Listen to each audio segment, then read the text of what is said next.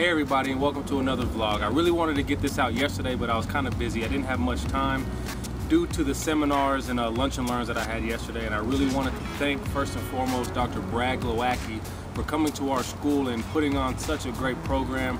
He did two screening seminars and a lunch and learn, and it was such a great opportunity to hear him speak, and I got so many good things, and that's why I really wanted to do this yesterday, but I just didn't have too much time. You guys did get a random thought last night, and I hope that was helpful. But I wanted to share with you guys 4 key points that he left with us, or 4 key points that I got out of the whole day that he was with us, and kind of explain what it meant to me and allow you guys to interpret yourself and just think about it. The first thought was, your tongue is the rudder to your ship. And it was very important to me because I never really thought about it like that. And he was just explaining the importance of educating, the importance of speaking. And pretty much what that means is, if your rudder in your ship isn't working, you're kind of relying on the water and the wind to push you in whatever direction you want to go, or whatever direction it wants to take you. And therefore, you're not really creating your own path.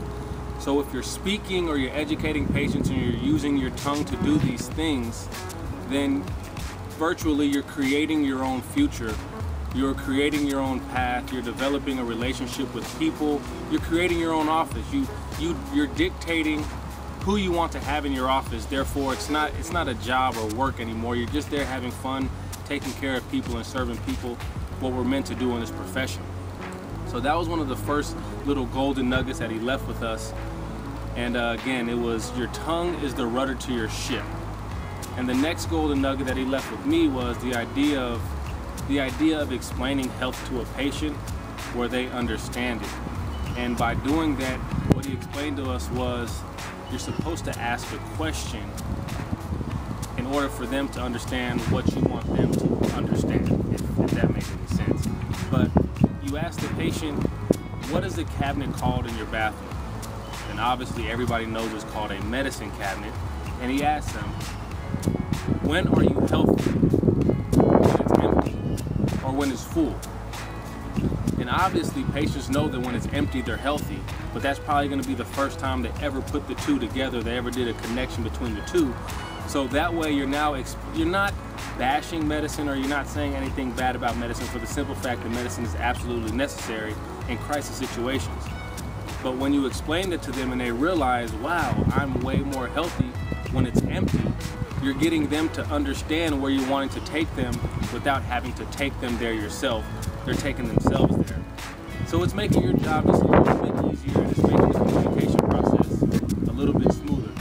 So the second one that he left us with was, ask the patient what's the name of the cabinet in their bathroom, and are they healthy when that cabinet is empty or when it's full.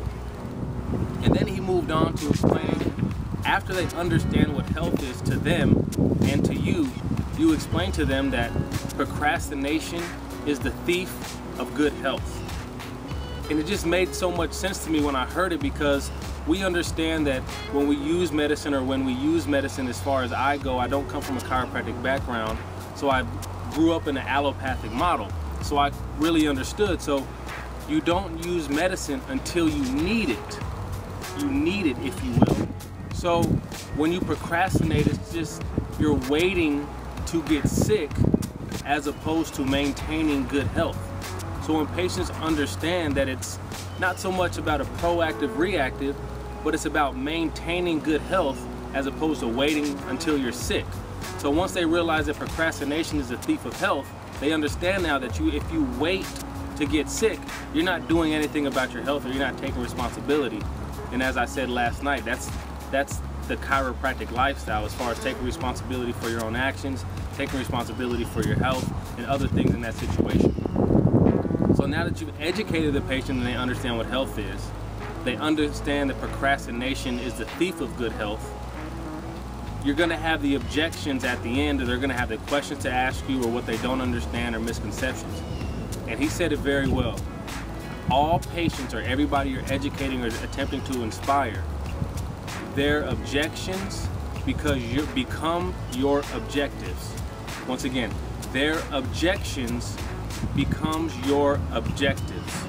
Therefore, what they're objecting to is now your objective to not so much prove them wrong, but to educate why your model works, or why the above, down, inside out, treating the cause rather than the effect, makes more sense. So most patients' objectives are going to have to do with why chiropractic doesn't work, or why they're so used to the allopathic model because of the society we live in. And we have to understand the society we live in, so we can't fault them for that, but it's our job to educate them. Therefore, our new objective is anything they object. Okay, so now that I gave you the 4 nuggets that I received yesterday, I just want to recap. The first being, your tongue is the rudder to your ship. Meaning when you educate, when you speak to people, you're virtually creating your own practice and you're creating your ideal patients. Second is making the connection between an empty medicine cabinet and the patient's health. Third is you explaining to them that procrastination is the thief to all good health. And fourth, the patient's objections become your objectives. So with those 4 things, I really hope that you guys received as much as I did from those, and you just take the time to let those simmer and think about it and develop your own ideas from those and develop your own interpretations, because virtually it's going to allow you to better effectively communicate to your patients and allow them to understand what you understand. So again, I just want to thank Dr. Brad Glowaki. I give him all the credit for this whole vlog because everything I explained to you was just things that I received from him yesterday. So go to his website, thenewpatientmaven.com.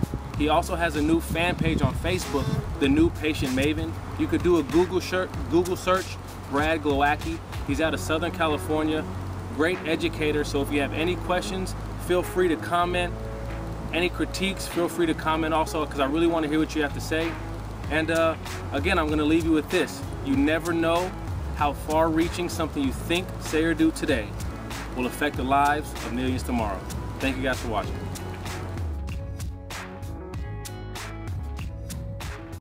Hey, be a part of the movement, CHIROMOVEMENT.com.